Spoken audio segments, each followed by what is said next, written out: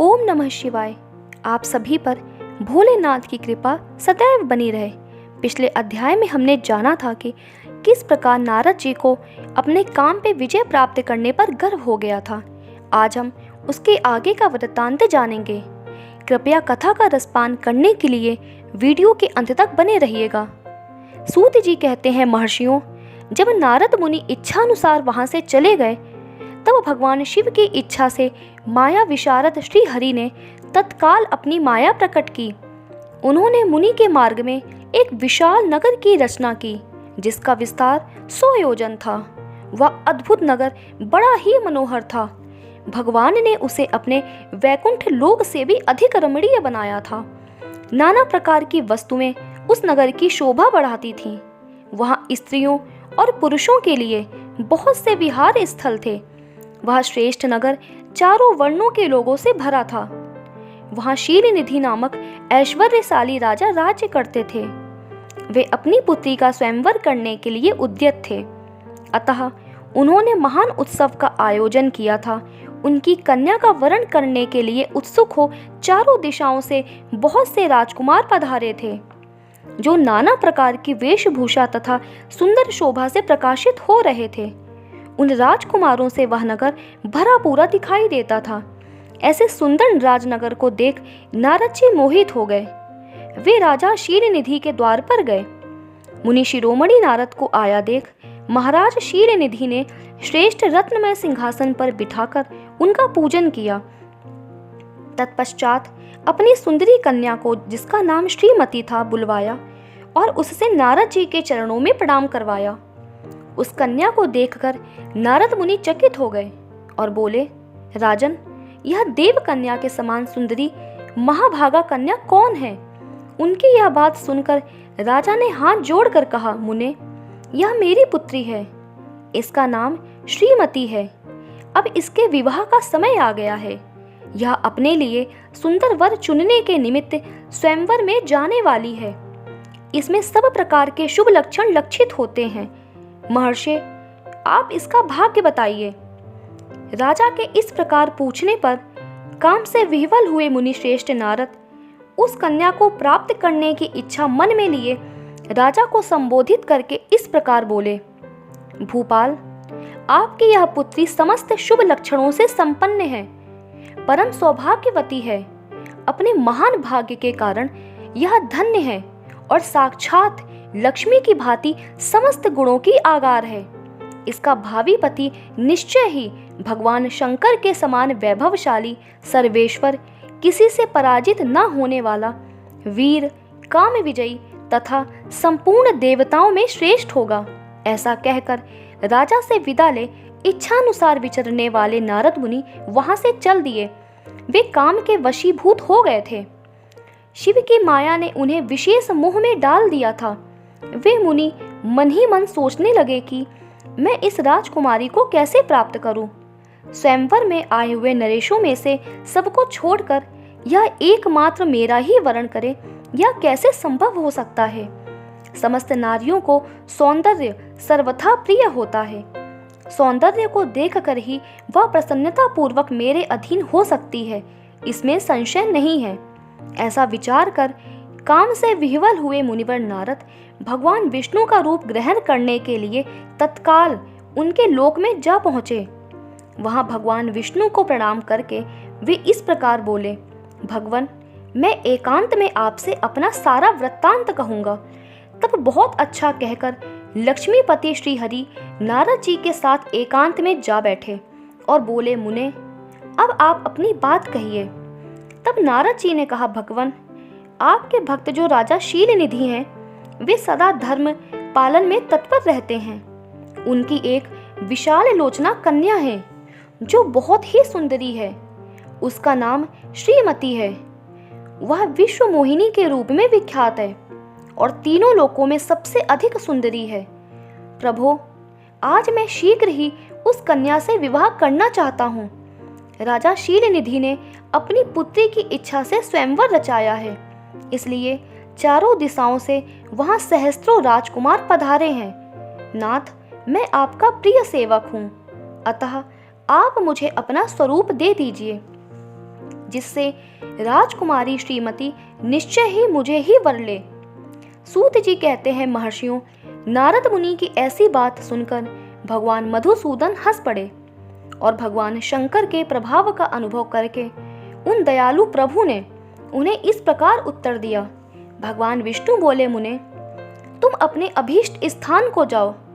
मैं उसी तरह तुम्हारा हित साधन करूंगा जैसे श्रेष्ठ वैद्य अत्यंत पीड़ित रोगी का करता है, क्योंकि तुम मुझे विशेष प्रिय हो। ऐसा कहकर भगवान विष्णु ने नारद मुनि को मुख तो वानर का दे दिया और शेष अंगों में अपने जैसा स्वरूप देकर वे वहां से अंतर्ध्यान हो गए।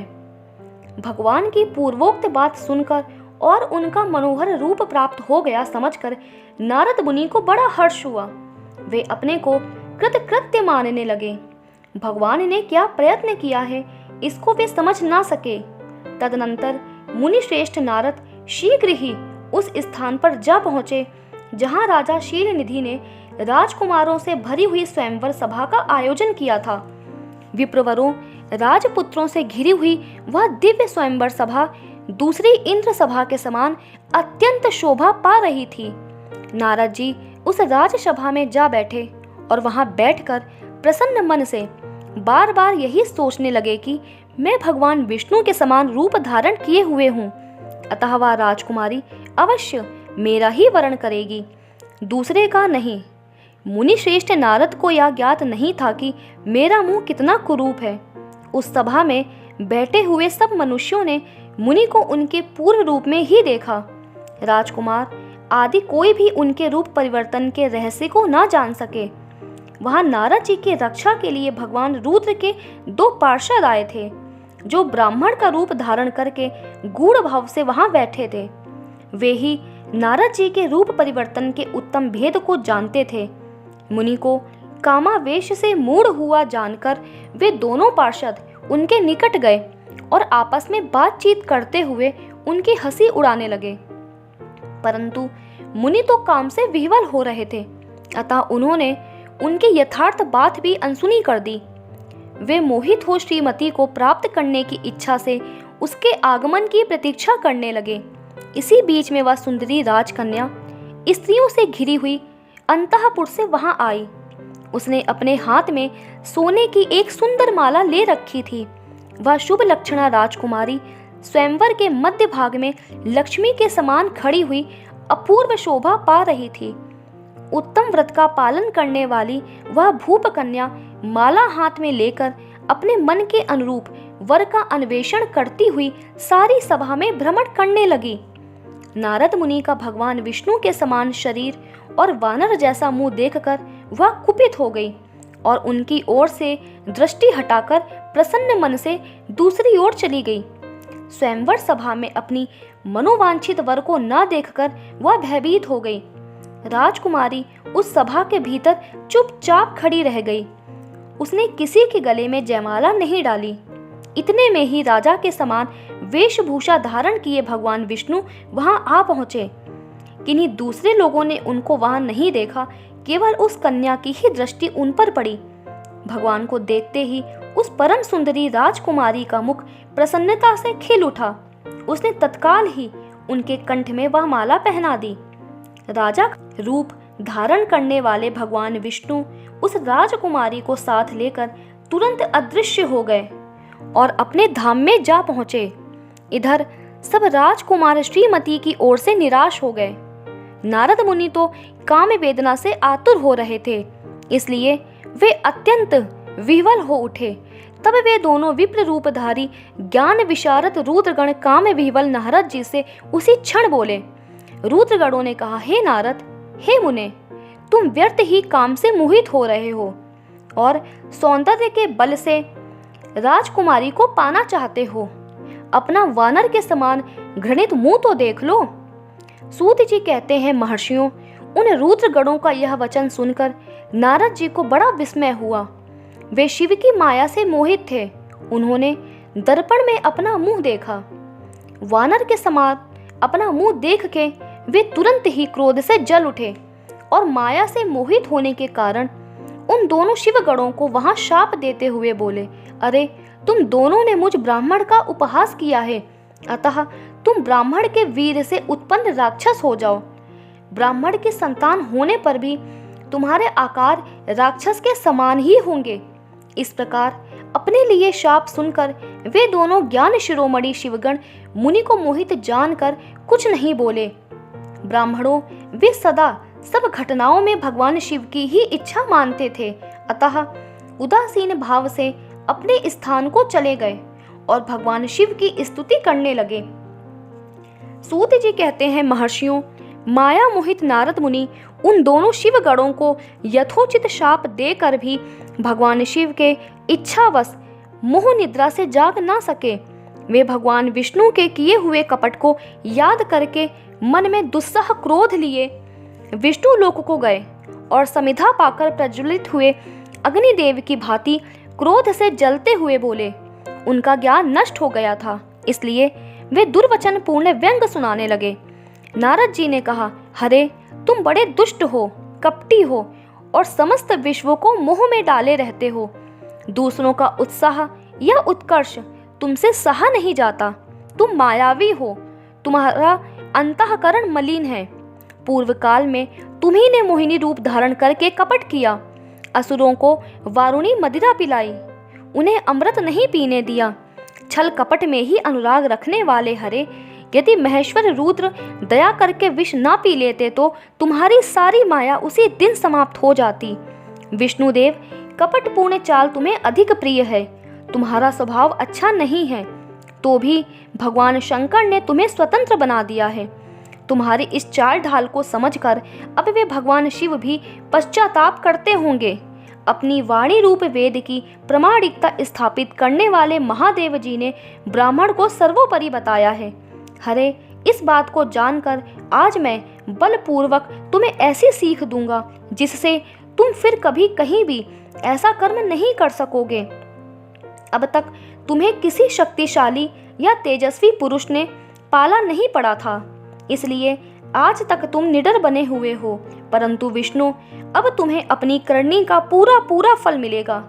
भगवान विष्णु से ऐसा कहकर माया मोहित नारद मुनि अपने ब्रह्म तेज का प्रदर्शन करते हुए क्रोध से खिन्न हो उठे और शाप देते हुए बोले, विष्णु, तुमने स्त्री के लिए मुझे व्याकुल किया है।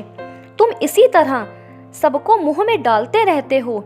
यह कपटपूर्ण कार्य करते हुए तुमने जिस स्वरूप से मुझे संयुक्त किया था, उसी स्वरूप से तुम मनुष्य हो जाओ और स्त्री के वियोग का दुख भोगो। तुमने जिन वानरों के समान मेरा मुंह बनाया था, वे ही उस समय तुम्हारे सहायक हों। तुम दूसरों को स्त्री विरह का दुख देने वाले हो, अतः स्वयं भी तुम्हें स्त्री के वियोग का दुख प्राप्त हो। अज्ञान से मोहित मनुष्यों के समान तुम्हारी स्थिति हो। अज्ञान से मोहित हुए नारद जी ने मोहवश श्री हरि को जब इस तरह शाप दिया, तब उन्होंने शंभु की माया की प्रशंसा करते हुए उस शाप को स्वीकार कर लिया। तदनंतर महालीला करने वाले शंभु ने अपनी उस विश्व मोहिनी माया को, जिसके कारण ज्ञानी नारद मुनि भी मोहित हो गए थे, खींच लिया। उस माया के तिरोहित होते ही नारद जी पूर्ववत शुद्ध बुद्धि से युक्त हो गए। उन्हें पूर्ववत ज्ञान प्राप्त हो गया और उनकी सारी व्याकुलता जाती रही। इससे उनके मन में बड़ा विस्मय हुआ। वे अधिकाधिक पश्चाताप करते हुए बारंबार अपनी निंदा करने लगे।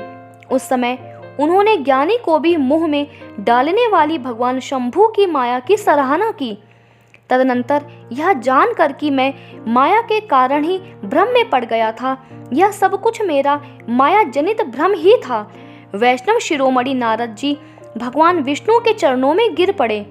भगवान श्री हरि ने उन्हें उठाकर खड़ा कर दिया।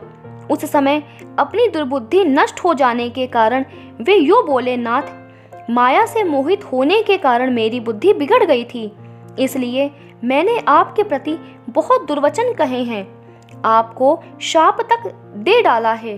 प्रभो, उस शाप को आप मिथ्या कर दीजिए।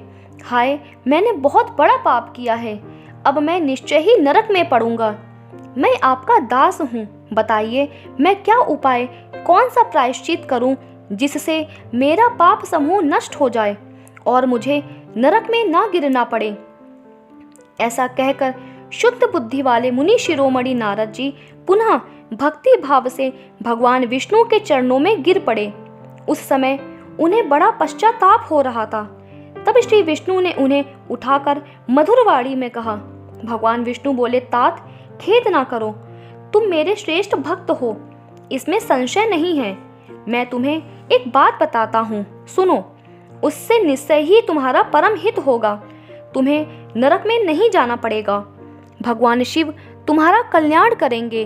तुमने मद से मोहित होकर जो भगवान शिव की बात नहीं मानी थी, उसकी अवहेलना कर दी थी, उसी अपराध का भगवान शिव ने तुम्हें ऐसा फल दिया है, क्योंकि वे ही कर्म फल के दाता हैं। तुम अपने मन में यह दृढ़ निश्चय कर लो कि भगवान शिव की इच्छा से ही यह सब कुछ हुआ है। सबके स्वामी परमेश्वर शंकर ही गर्व को दूर करने वाले हैं। वे ही पर ब्रह्म परमात्मा हैं। उन्हीं का सच्चिदानंद रूप से बोध होता है। वे निर्गुण और निर्विकार हैं। सत्व, रज और तम, इन तीनों गुणों से परे हैं। वे ही अपनी माया को लेकर ब्रह्मा, विष्णु और महेश, इन तीन रूपों में प्रकट होते हैं। निर्गुण और सगुण भी वे ही हैं। निर्गुण अवस्था में उन्हीं का नाम शिव है। वे ही परमात्मा, महेश्वर, परब्रह्म, अविनाशी, अनंत और महादेव आदि नामों से कहे जाते हैं। उन्हीं की सेवा से ब्रह्मा जी जगत के सृष्टा हुए हैं और मैं तीनों लोकों का पालन करता हूँ। वे स्वयं ही रुद्र रूप से सदा सबका संहार करते हैं। वे शिव स्वरूप से सबके साक्षी हैं, माया से भिन्न और निर्गुण हैं। स्वतंत्र होने के कारण वे अपनी इच्छा के अनुसार चलते हैं। उनका विहार, आचार, व्यवहार उत्तम है और वे भक्तों पर दया करने वाले हैं। नारद मुने, मैं तुम्हें एक सुंदर उपाय बताता हूँ, जो सुखद, समस्त पापों का नाशक और सदा भोग एवं मोक्ष देने वाला है। तुम उसे सुनो। अपने सारे संशयों को त्याग कर तुम भगवान शंकर के सुयश का गान करो और सदा अनन्य भाव से शिव के सतनाम स्रोत का पाठ करो। मुने, तुम निरंतर उन्हीं की उपासना और उन्हीं का भजन करो।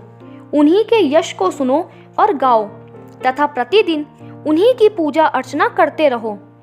नारद, जो शरीर, मन और वाणी द्वारा भगवान शंकर की उपासना करता है, उसे पंडित या ज्ञानी जानना चाहिए। वह जीवन मुक्त कहलाता है। शिव इस नाम रूपी दावानल से बड़े बड़े पातकों के असंख्य पर्वत अनायास भस्म हो जाते हैं। यह सत्य है, सत्य है, इसमें संशय नहीं है। जो भगवान शिव के नाम रूपी नौका का आश्रय लेते हैं, वे संसार सागर से पार हो जाते हैं। संसार के मूलभूत उनके सारे पाप निसंदेह नष्ट हो जाते हैं। महामुने, संसार के मूलभूत जो पातक रूपी वृक्ष हैं, उनका शिवनाम रूपी कुठार से निश्चय ही नाश हो जाता है। जो लोग पाप रूपी दावानल से पीड़ित हैं, उन्हें शिवनाम रूपी अमृत का पान करना चाहिए। तो दोस्तों, आज का ये अध्याय यही विराम होता है। इसके आगे की कथा हम अगले अध्याय में सुनेंगे। आशा करती हूँ आज का ये वीडियो पसंद आया होगा। अगर वीडियो पसंद आया है तो वीडियो को लाइक करिए, अपने दोस्तों के साथ शेयर करिए और इस चैनल पे नए हैं तो इस चैनल को सब्सक्राइब कर लीजिए।